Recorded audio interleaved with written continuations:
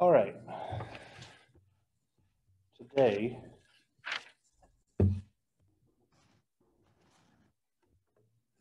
we are going to cover three-phase transformations.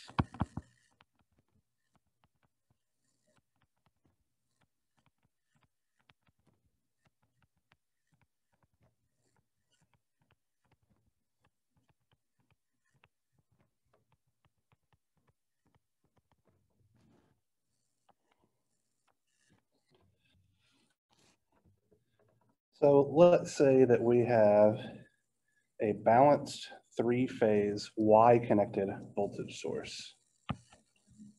Oh.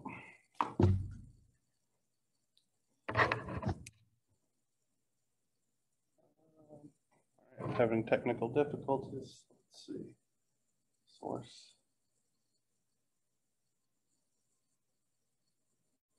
I couldn't tell you. All right.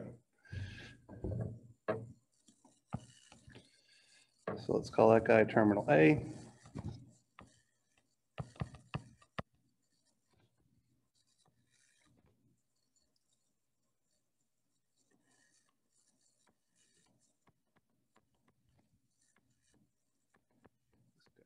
Terminal B. This guy in the middle will be on neutral conductor.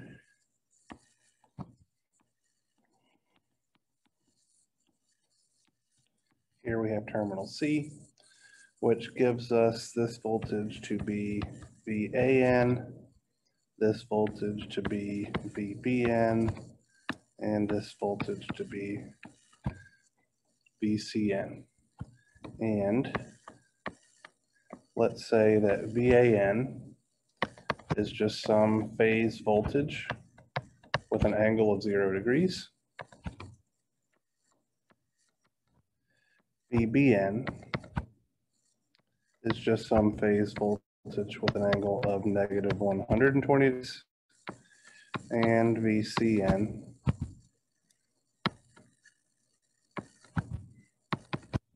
is that same phase voltage with an angle of negative 240 degrees.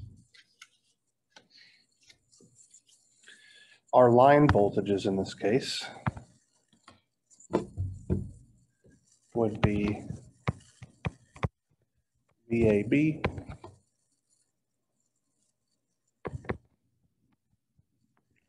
VBC,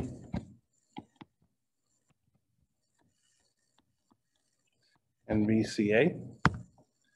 And we can easily determine our line voltages, right? So VAB would just be VAN minus VBN, or VAN times 1 angle 0 degrees minus 1 angle negative 120 degrees, which gives us VAN times the square root of 3 with an angle of positive 30 degrees. We did this a couple of times, I think, on last Thursday. Similarly, we could say that VBC is then just going to be VBN times the square root of 3, angle 30 degrees. And VCA would just be VCN times the square root of 3, angle 30 degrees. So what we've done is we have established a general rule here that says to get from the phase voltage to the line voltage for a Y-connected source, we simply multiply the phase voltage by √3 angle 30 degrees, and it gives us our line voltages. Well, as it turns out, or load doesn't particularly care whether these line voltages are representative of a line voltage or, say, a phase voltage in a delta system, because they represent the exact same quantity. So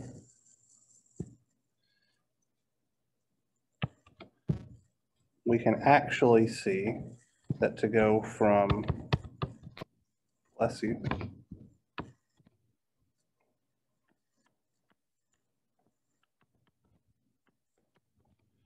A, B,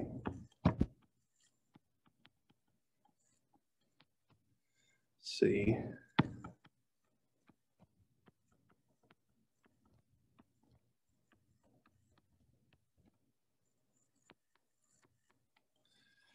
from this configuration where we have a Y connected source to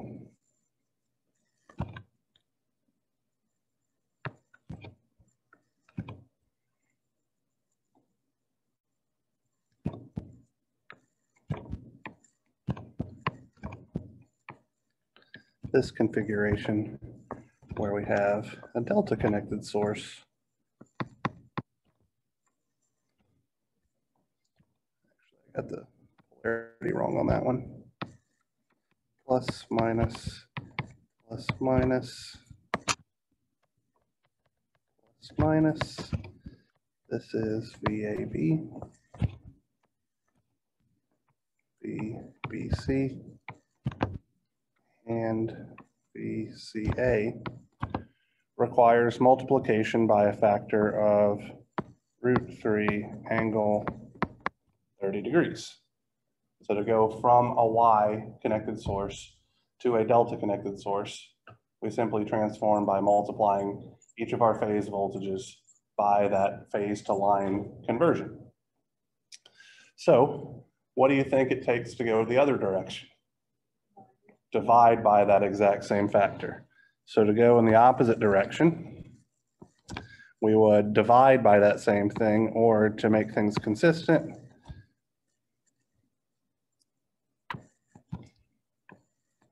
one over √3 angle negative 30 degrees. So we always just have a simple multiplication conversion factor, but we could just as easily divide. All right, so this is how we go from Y to delta in our sources and delta to Y.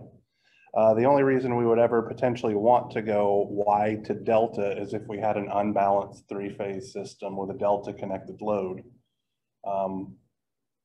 It'll be easier to set up mesh analysis by using a delta to delta system because it'll have less loops. That's really the only reason we would ever go from Y to delta. So in this class, effectively, we won't. But it's really easy to understand how to go from those phase connected, or excuse me, the phase voltages to the line voltages in the Y to establish the delta. All right. So we have our sources taken care of. That was, I hope, to be fairly trivial.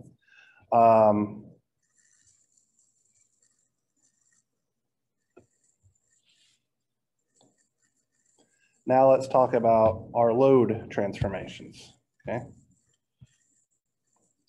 So let's say that we have a Y-connected load.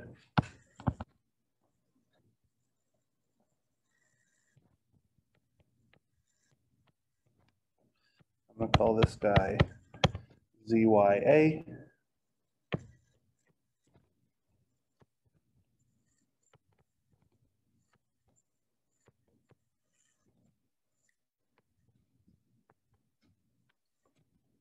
Call this guy ZYB, ZYC. Here's our neutral. And let's say that we also have a delta connected load.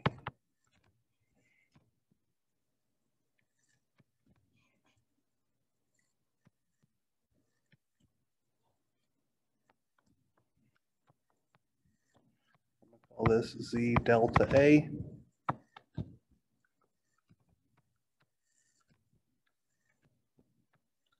Z delta B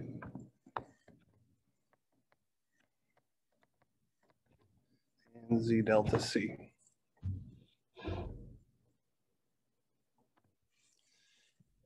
The impedance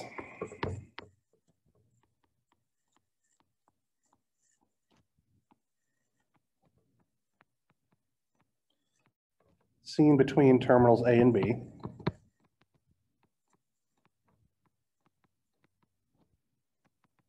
is, so for the Y-connected load, when we look between terminals A and B, what do we see? We're trying to find the Thevenin equivalent impedance. ZYA what? Yeah, plus, right? There's just two impedances in series, and then you have that third kind of leg just dangling, but it's not connected to anything, right? So we would see on the left-hand side, our impedance ZAB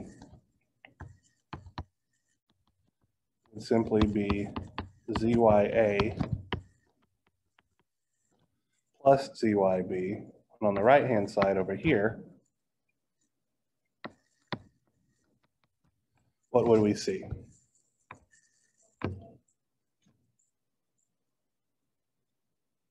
Why do we get to throw away the others?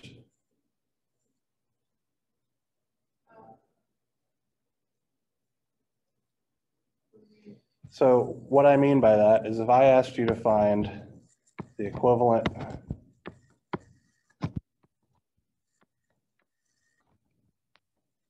resistance of this network, looking in, you wouldn't say that it's just this resistor R1, right? It'd be R1 in parallel with a series combination of R2 and R3. That's the exact same situation we have. It's just with impedances, and it looks funny because it's a triangle, but it's just that, the way that things are connected, right? So this would be terminal A, this would be B, and over here would be C, but it's still the exact same thing. So we should see Z delta A multiplied by Z delta B plus Z delta C all over Z delta A plus Z delta B plus Z delta C. So what we're trying to do is develop a transformation between these two things. So what I'm going to do is I'm going to set both of those ZABs equal to each other and kind of see what falls out, right? So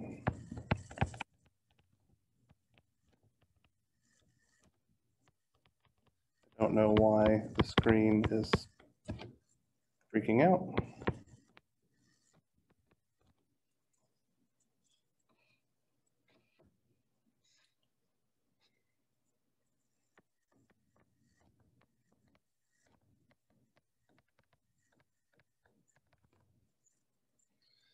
So we would have ZYA plus ZYB is equal to Z delta A, Z delta B plus Z delta C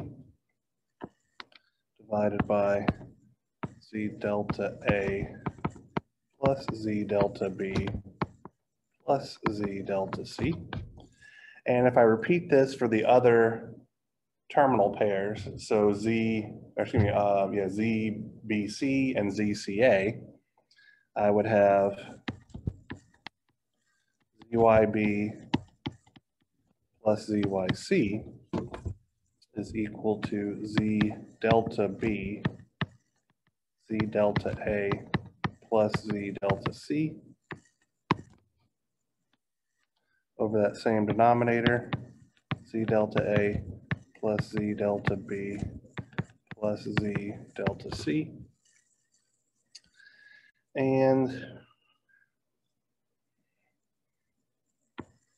I would have ZYC plus ZYA is equal to Z delta C times Z delta A plus Z delta B all over Z delta A plus Z delta B plus Z delta C. So what we have here is a system of equations. So what we can do is we can say, well, if we know what the y quantities are, we can solve for the delta quantities in terms of that, because we have three equations with three unknowns. Similarly, if we know what the delta parameters are, what those impedances are, we could then set up the system to solve the other direction and figure out what the y-connected loads are. So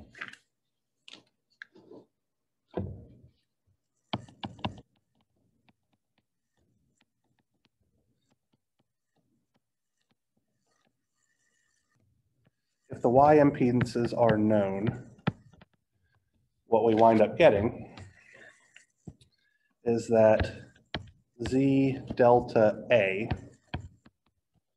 will be equal to ZYA multiplied by ZYB plus ZYB multiplied by ZYC plus ZYC multiplied by ZYA all over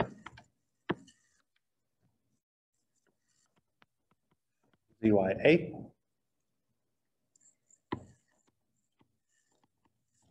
we'll get Z delta B to be equal to ZYA multiplied by ZYB plus ZYB multiplied by ZYC plus ZYC multiplied by ZYA, all divided by ZYB.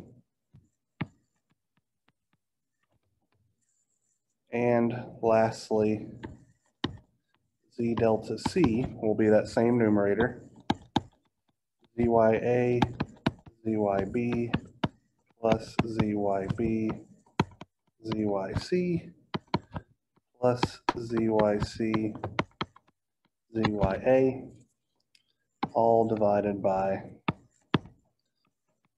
ZYC. So, as a quick aside here,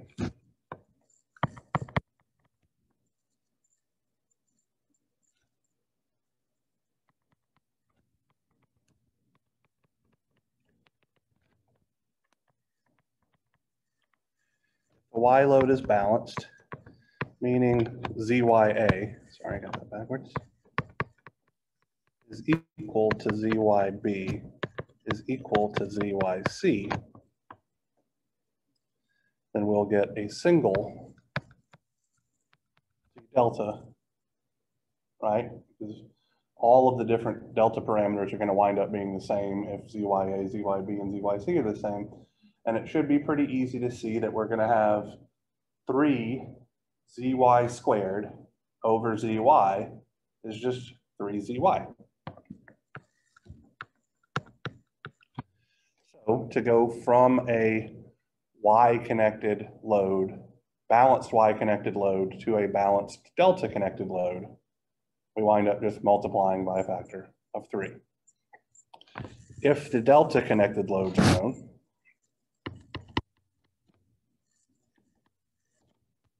I write this, yeah, if the delta impedances are known.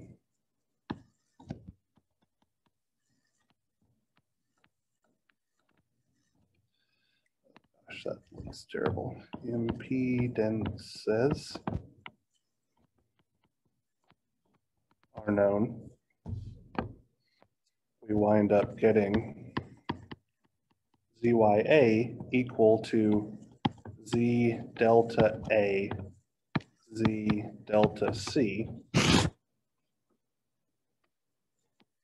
all over Z delta A plus Z delta B plus Z delta C. ZYB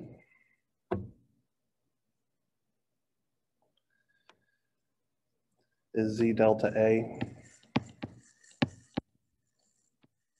Z delta B divided by Z delta A plus Z delta B plus Z delta C. Let me rewrite that B. It's terrible. And lastly, ZYC is going to be Z delta B, Z delta C over that same denominator.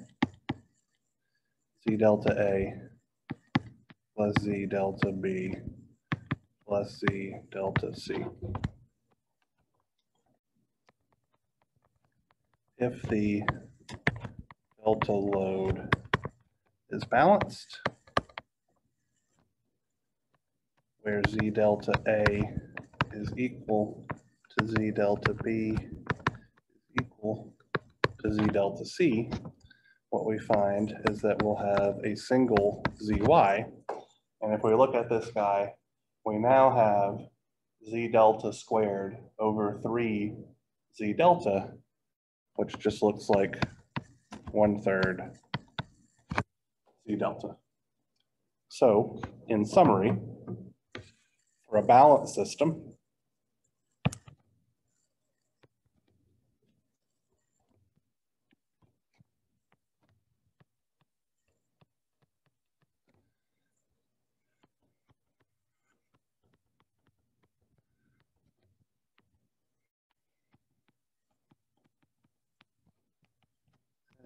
capital A, B, C, neutral, 2, A, B, C,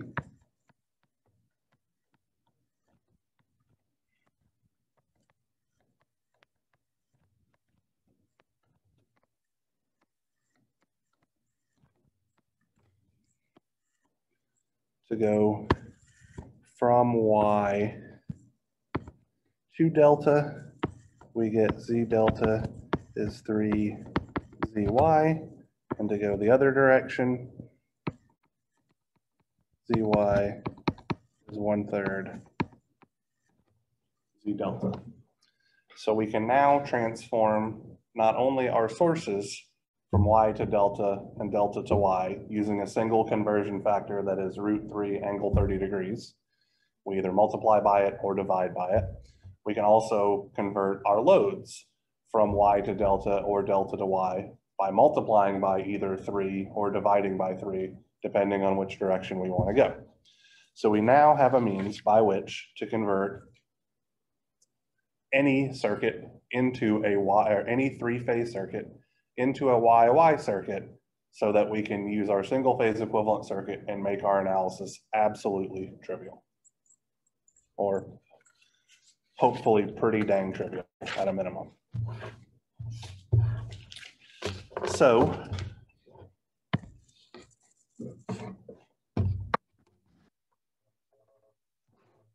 we're here. Let's work a couple of examples.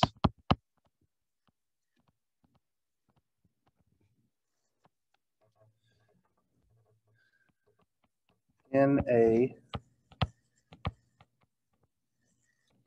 balanced three-phase delta Y system,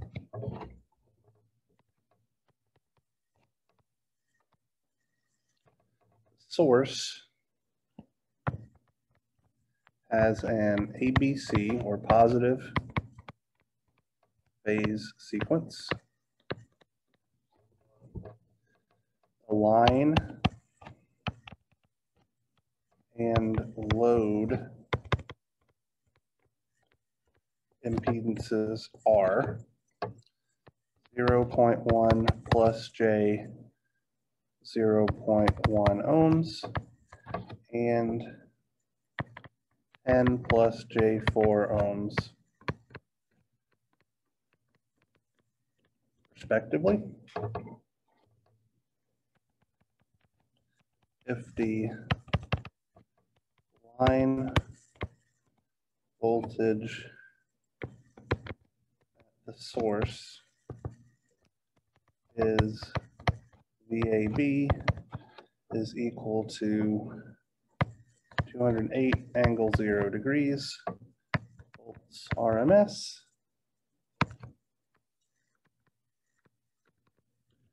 Determine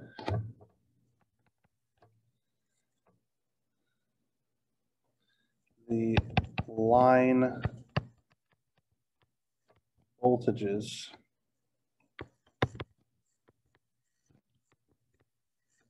at the load.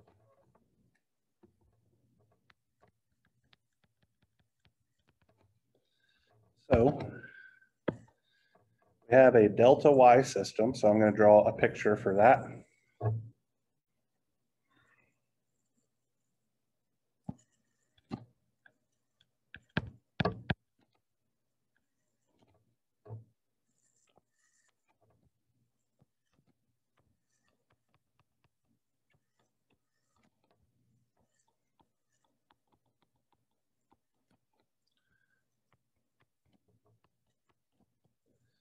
Here's A, here's B, here's C.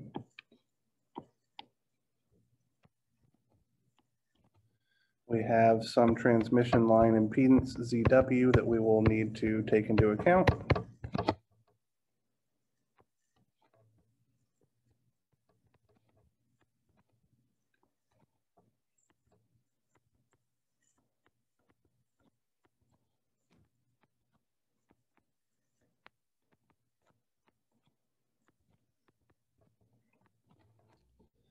And then we also have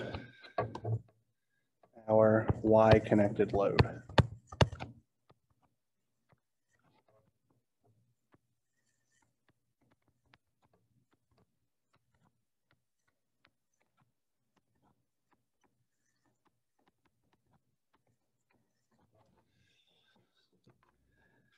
will be our voltage VAB, VBC, VCA.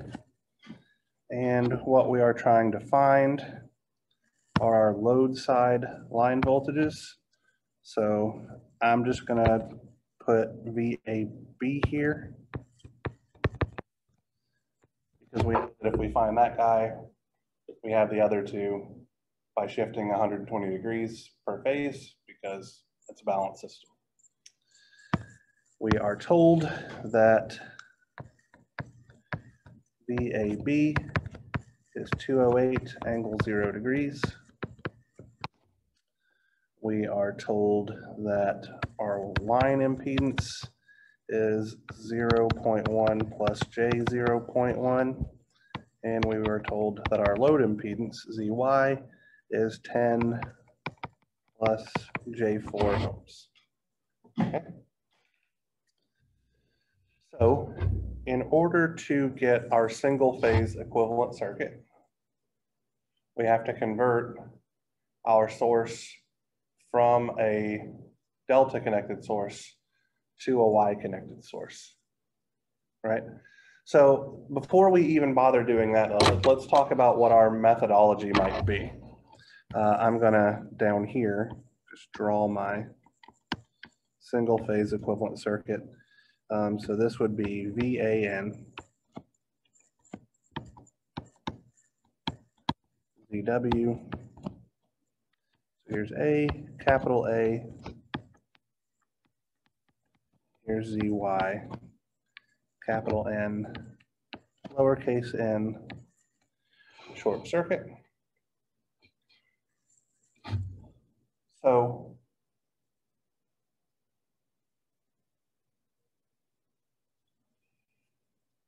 the line voltage that we are interested in, can we determine that directly using our single phase equivalent circuit?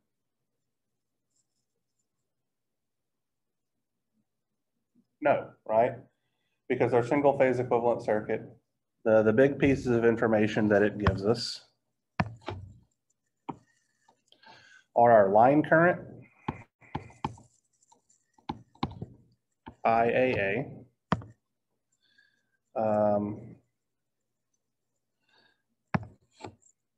our phase current, IAN, and our phase voltage, VAN, right? Those three pieces of information are what we can get easily using our single phase equivalent circuit. What we're looking for isn't any of those quantities directly, but if you'll recall, about 25 minutes ago, we developed a means by which to convert our phase voltages in a Y-connected quantity to line voltages, right? We would just multiply it by square root of 3, angle 30 degrees. We can actually just use that conversion factor, or we could figure out what these line voltages are, or excuse me, the phase voltage is pretty easily, sorry. And then use, so for instance, I'm saying that if we know this guy, because we can get it from our single phase equivalent circuit, and we know this guy, because we can get that from our single phase equivalent circuit, we could write a simple KVL loop to figure out what VAB is as well, which it'll turn out is exactly VAN multiplied by square root of 3, angle 30 degrees, because that's how these things behave. So we can't get the answer that we want directly, but in one additional step from understanding how a three-phase circuits work, we can get there. That's what's going to be the case pretty much every single time, regardless of the complexities. While we might not be able to get it quite exactly the way that we want, a simple transformation or potentially application of KCL or KVL will always get us, in the next step, will always get us the quantity that we need. So, in order to get that quantity VAN, capital A, capital N,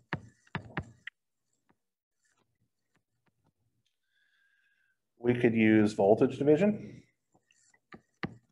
So we could have VAN multiplied by ZY over, sorry, ZW plus ZY.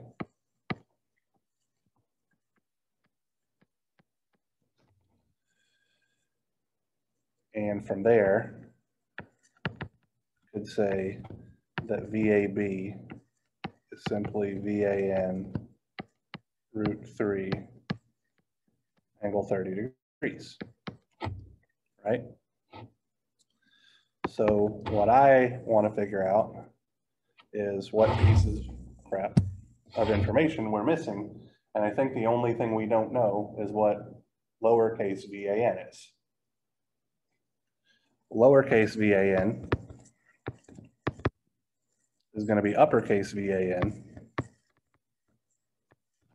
times 1 over root 3 angle negative 30 degrees, because that's our transformation going from delta to Y.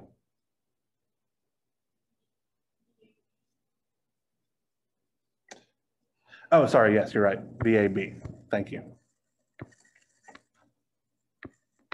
Yeah, sorry, you're 100% right there. So I'm not saying converting our phase voltage at the load to a phase voltage at the source, because that doesn't make a damn bit of sense whatsoever. The line voltage at the source to the phase voltage at the source, thank you.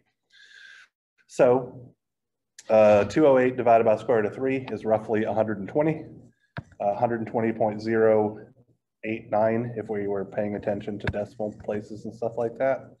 And our angle will be negative 30 degrees. So that guy's pretty easy. So then we have 120 angle negative 30 degrees, volts RMS.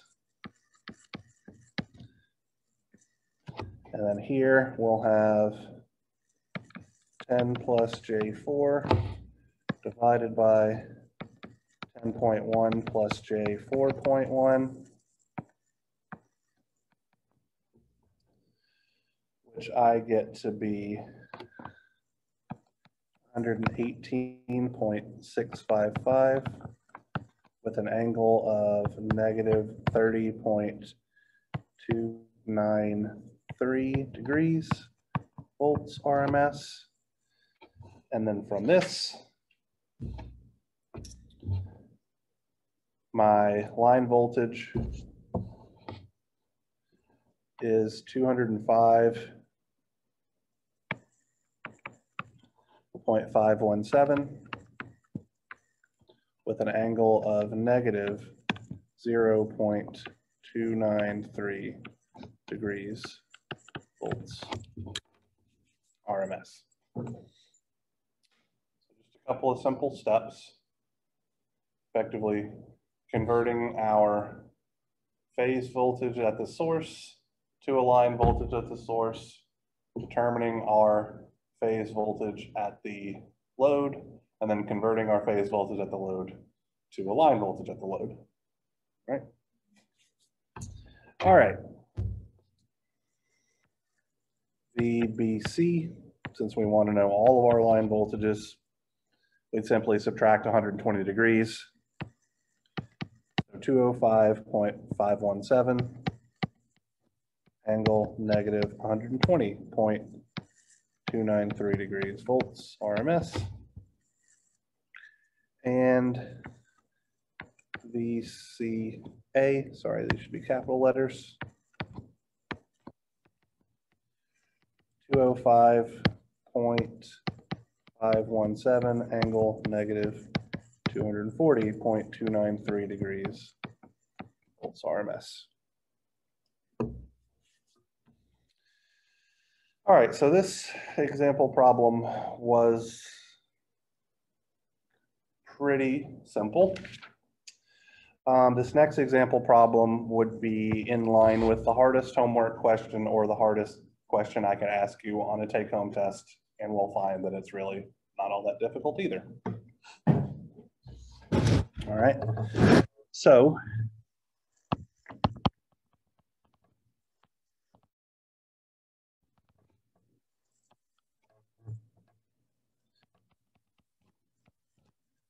in a balanced three-phase system, ABC sequence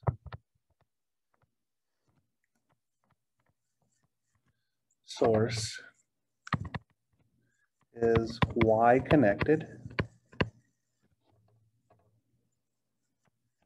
with VAN is equal to 120 angle 20 degrees volts RMS. Load consists of two balanced three-phase impedances connected in parallel.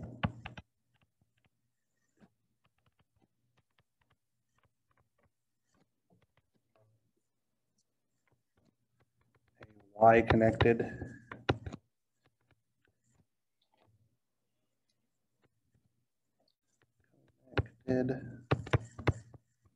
load with a per phase impedance of 8 plus J2 ohms and a delta connected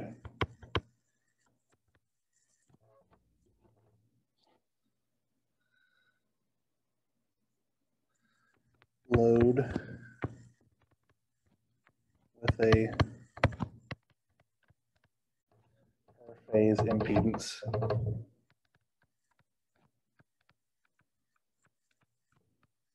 of 12 plus J3 ohms.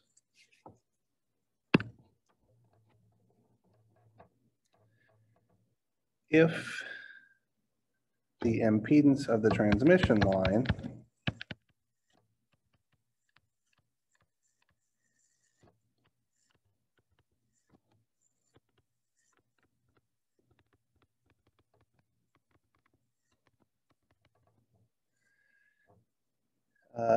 Connecting,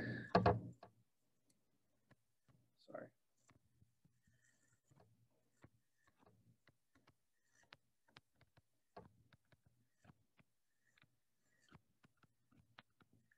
The load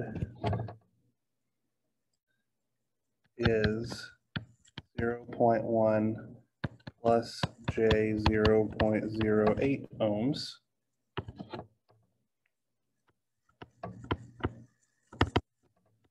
Determine the line currents and phase currents in the system. Right, so one of the hardest things to figure out how to do here is actually going to be how to draw the dang thing.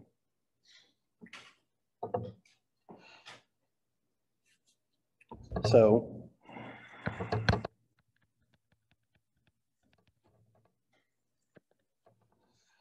let's talk about that briefly. All right. So the source side is going to be fairly trivial.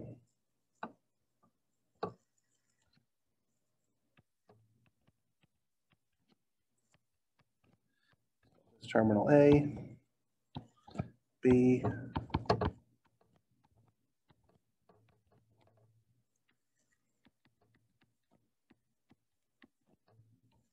C, which makes this terminal out here N, giving us voltage VAN, which we know, VBN, which we can get trivially, and VCN, which we can get trivially.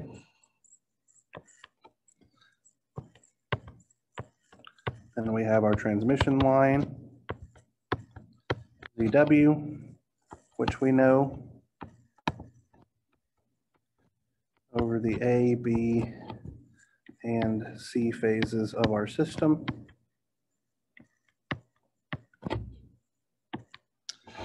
And then here comes the harder part, all right? So I'm going to start with my delta connected load.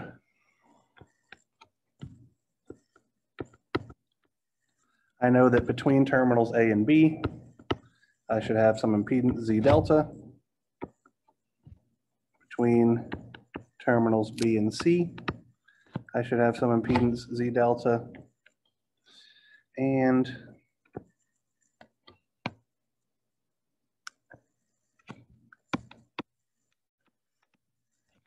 between terminals C and A, I should have some impedance Z delta. So my delta connected load is all fine and dandy. For my Y connected load, I need impedances between A in neutral, B in neutral, and C in neutral. So what I'm going to do is I'm going to call this point right here my load side neutral, which allows me to have ZY, ZY,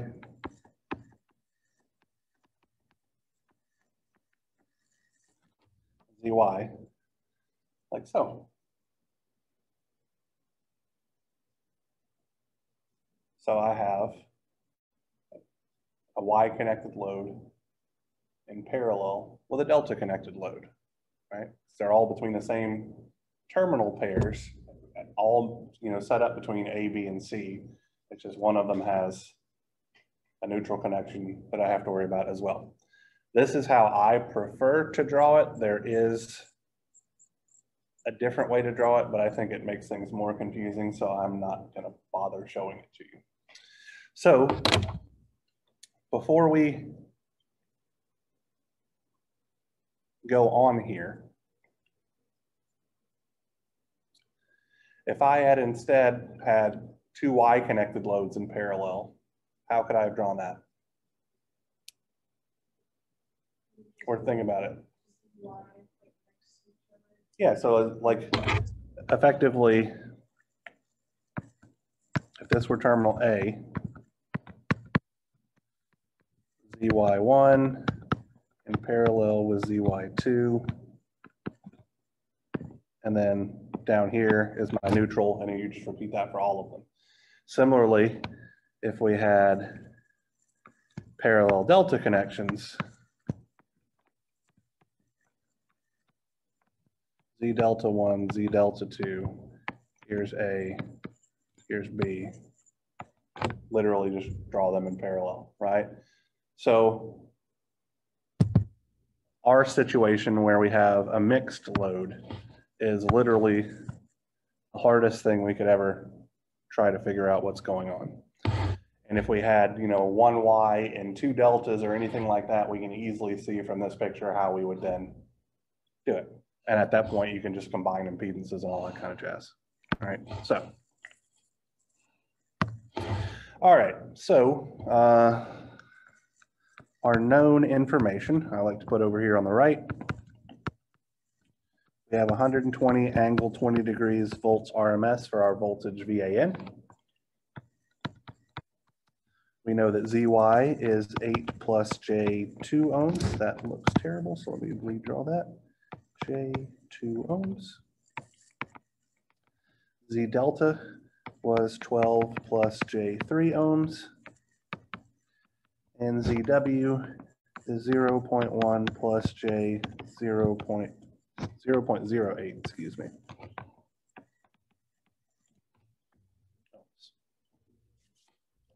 Our quantities that we are trying to solve for here are line currents, so IAA, IBB, and ICC. And then we also want our phase currents. So there's going to be a heck of a lot of those, right? IAB, IBC, ICA, IAN,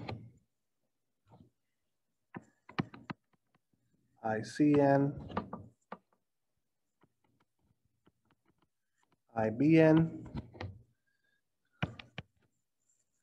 Sorry, that's the wrong direction. And then on our source side, IAN, IBN, ICN.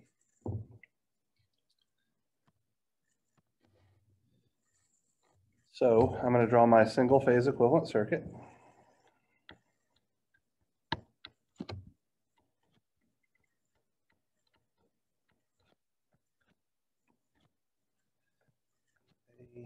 AN.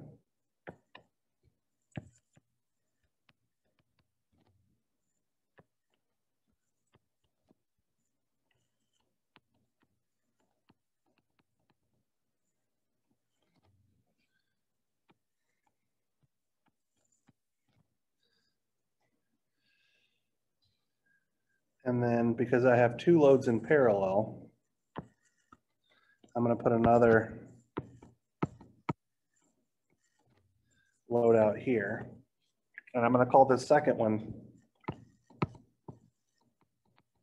Z delta Y. Because in order to make our delta connected load work with our per phase equivalent circuit, we're going to have to convert that delta connected load to a Y connected load, right? So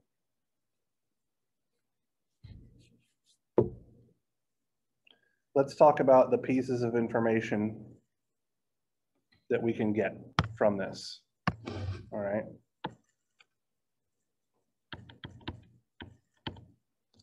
We know that we can get our line voltage from this pretty easily. Not a whole heck of a lot of circuit analysis involved there. And we know that we could get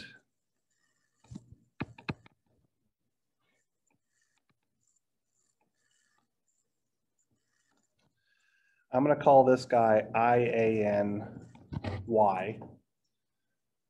And the reason why I'm calling it that is because that's the phase current for our Y connected load, right?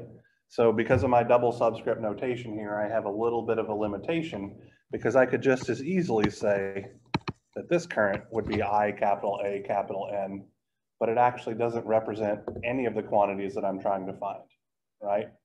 Because it is the current through the transformed delta connected load, which doesn't tell me what the current through the non-transformed delta connected load is in any way, shape, or form. So, oops. What the heck is going on? There we go. All right, so I'm going to erase this guy because we're going to use it.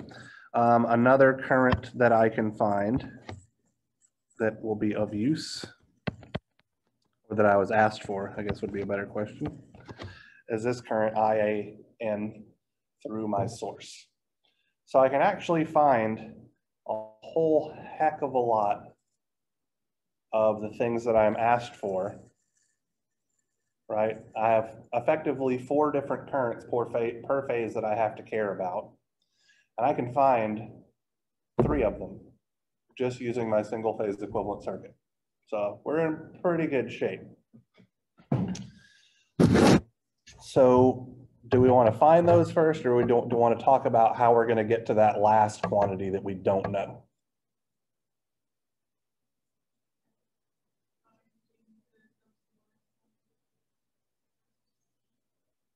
Okay, so we're going to put the phase currents through our delta connected load on the back burner for a little bit.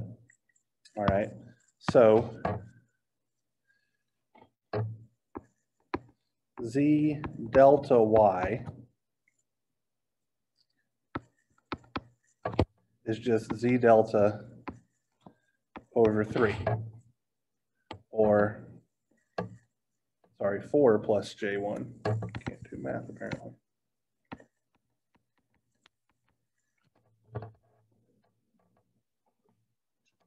Seems pretty reasonable. So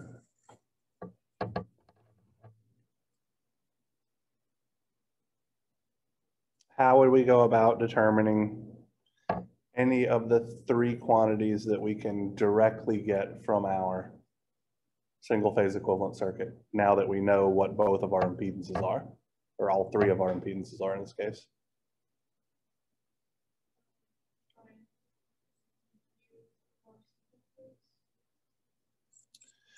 Okay, so when you say ZEQ, do you mean the combination of ZY and Z delta Y, or the combination of ZW, ZY, and Z delta Y? Okay, so that's what I would do too, but I would roll that into a single step to calculate my line current. My line current is usually going to be a pretty good piece of information, right? So I could say that my line current, IAA, is my voltage VAN divided by the series combination of ZW plus ZY times Z delta Y over ZY plus Z delta Y, which is that bottom bit there is the equivalent impedance seen by our source, right? Because it's the transmission line impedance in series with the parallel combination of our load impedances. So if we associate some numbers with this big ugly guy here, we're going to have 120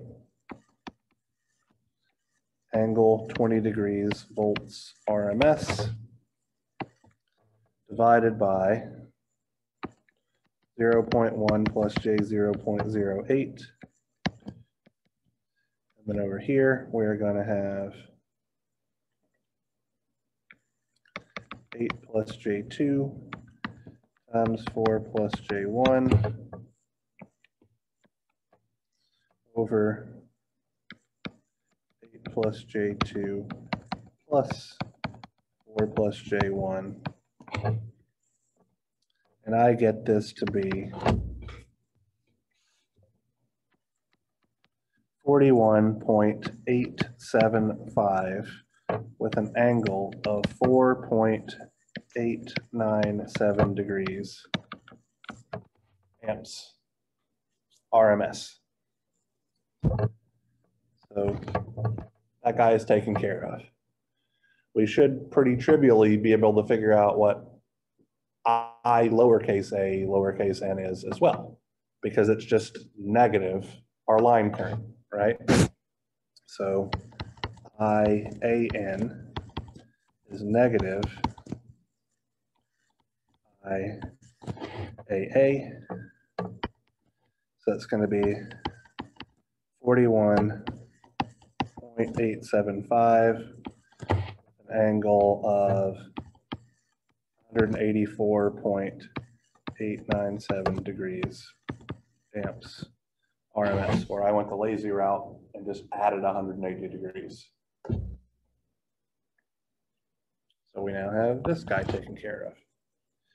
So how might we figure out that IANY quantity? That's the last thing that we don't know from this guy. Current division, that seems perfectly reasonable. All right, so IAN through our Y connected load is going to look like IAA, because that's the current flowing into that node capital A that I never identified. And then we want the amount that goes through impedance ZY. So that's going to look like 1 over ZY divided by 1 over ZY plus 1 over Z delta Y. Because I want to be a little bit lazy, this is going to look like IAA Z delta Y over ZY plus Z delta Y.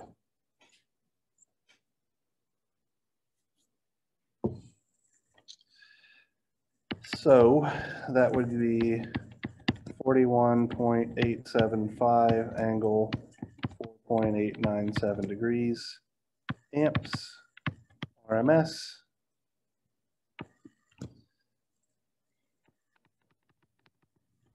Four plus J1 ohms up there, and then total of 12 plus J3 ohms here. So that's 8 plus J2 plus 4 plus J1 all together. And that is going to give me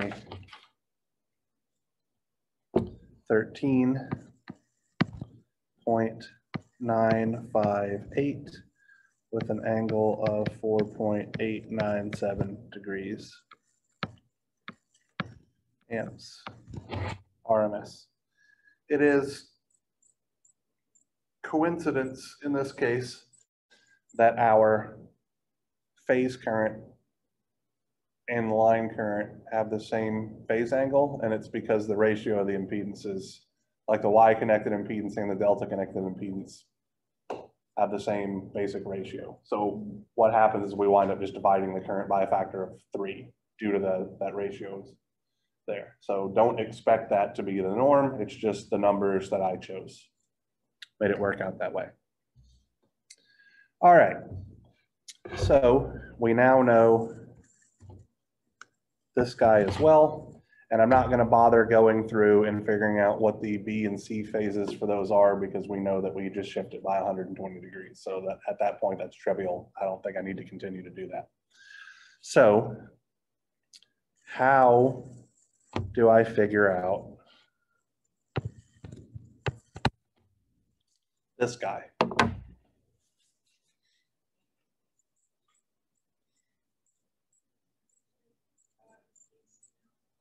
Okay, so KCL is absolutely one route to do it, and it's the one that I actually prefer. Yeah, so there is a different route that we could go that I want to explain real quick, but we'll do the KCL one because to me, it's a little bit more formal and it's making less assumptions about how we understand this thing correctly. So the other way, which will work, is that since we know the current flowing through our impedance ZY, we could get the voltage drop over our impedance ZY, which is the same as the voltage drop over our impedance Z delta Y, because they're in parallel. We could convert that phase voltage in quotes there because it's not really the voltage over the phase of the delta thing, to a line voltage, which would be the voltage drop over our delta connected impedance. And then once we know that voltage, we divide by the impedance and we get the current. Lots of steps, and logically it works, but it takes a little bit of thinking to get it. Your observation that we can write in KCL equation, to me, is the one that's more straightforward and makes a little bit more sense. So I'm going to write my equation up here and then wind up copying it down in a minute. So I have a current IAA flowing in. And so I'm doing KCL at node A. So I have IAA flowing in and ICA flowing in.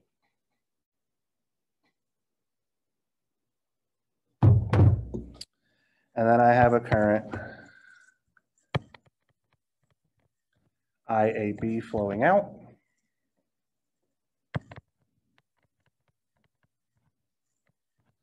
IAN flowing out, right? So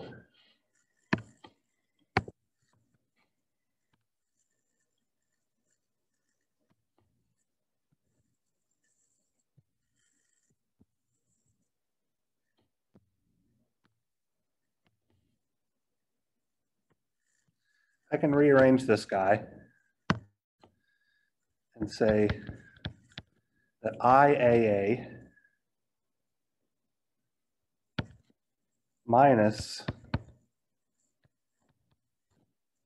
IAN, because those are two quantities I actually know, will be equal to IAB minus ICA. Now, I have two quantities that I know on the left-hand side and two quantities that I don't know on the right-hand side, and I only have one equation. So you may think that we have a bit of a problem, but we don't. Because if we understand what it means to have a balanced three-phase system, we know how IAB and ICA are related to each other, right? In a balanced three-phase system, all of our phase currents have the same magnitude, but are separated by 120 degrees, or multiples of 120 degrees in this case, right? So that means that our right-hand side can be written as IAB times 1 angle 0 degrees. And since we're now looking at the C phase of our current, we need to shift by 240 degrees, right? 1 angle negative 240 degrees. That's going to be IAB square root of 3 angle negative 30 degrees. That's how that works out. So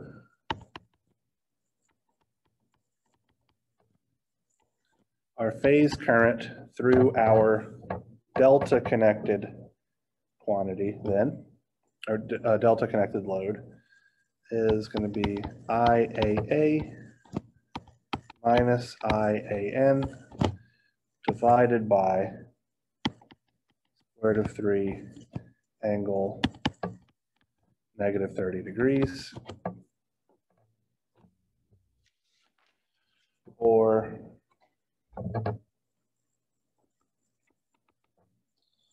41.875, with an angle of 4.897 degrees amps. RMS minus 13.958 with an angle of 4.897 degrees amps RMS, all over √3 angle negative 30 degrees, which gives me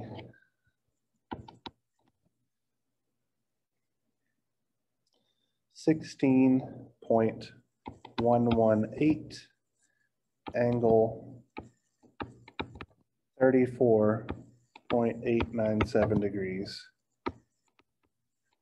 amps RMS for that last quantity that I didn't know.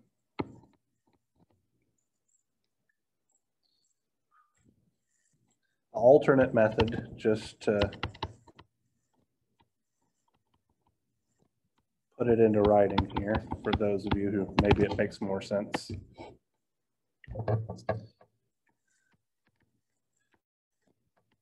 Our voltage VAN would be IAN times 8 plus J2 ohms, or 115.104 angle 18.933 degrees volts RMS, giving us a line voltage at our load of VAN times √3 angle 30 degrees, or 199.366 angle 48.933 degrees. And then finally, our phase voltage across our delta connected load, the VAB over Z delta, which I get to be 16.118 angle 34.897 degrees.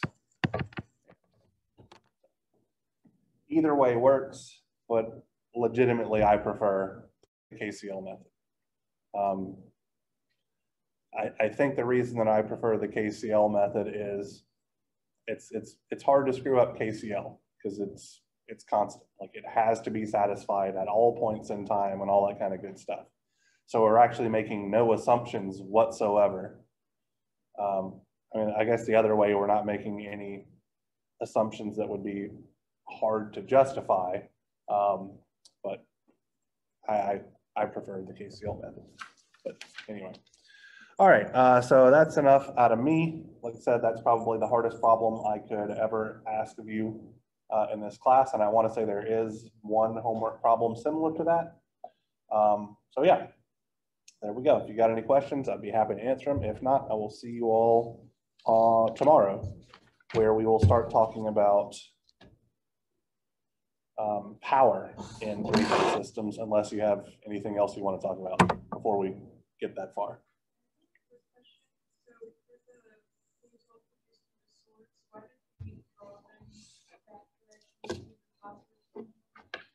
Oh, so for the phase currents at the source. So I have all of my phase currents flowing from the point of high potential to the point of low potential. So positive polarity to negative polarity. That's why.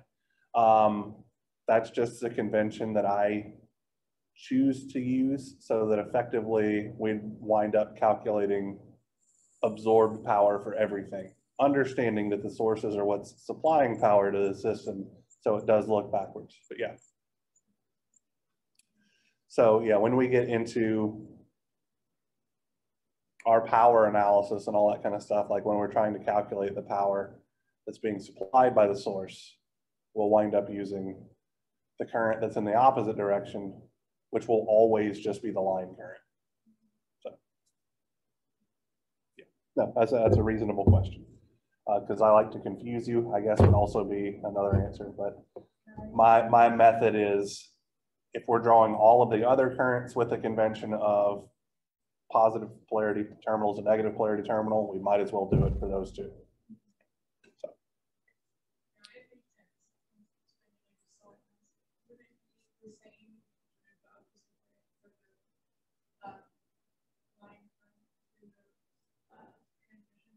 Yeah, it would be, and that in some ways would make analysis a little bit easier. So like one thing we observed, that in a delta connected system,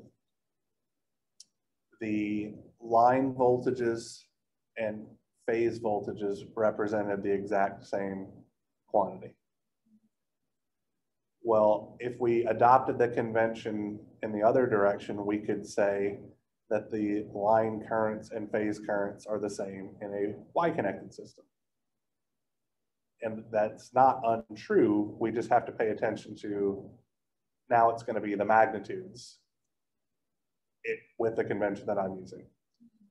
So yeah, I mean, I understand the argument for drawing the currents in the other direction,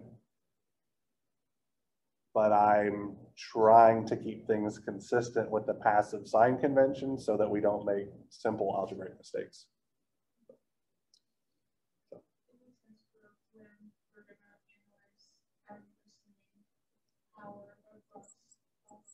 Yep. So that we have a consistent way of looking at the power where all of the quantities that we have give us absorbed power, which is to me, this circuit analysis stuff, for the most part, once we understand, how to get it to everything looks like a YY system, and then we get used to the fact that we don't have to know nearly as much information as you would think we have to, because we know how all of the different quantities are related. All that calculation seems fairly straightforward. Power calculations can get a little bit messy, and so that's why I try to maintain a consistent thing throughout. Yeah, and the reason the power stuff gets messy is because we can approach it from a line quantity perspective or a phase quantity perspective, and it all washes out in the end. And it all boils down to the simple complex power definition, S is equal to V times the complex conjugate of I. But if we're not consistent with things, it's really easy to screw stuff up. So, as you'll see tomorrow.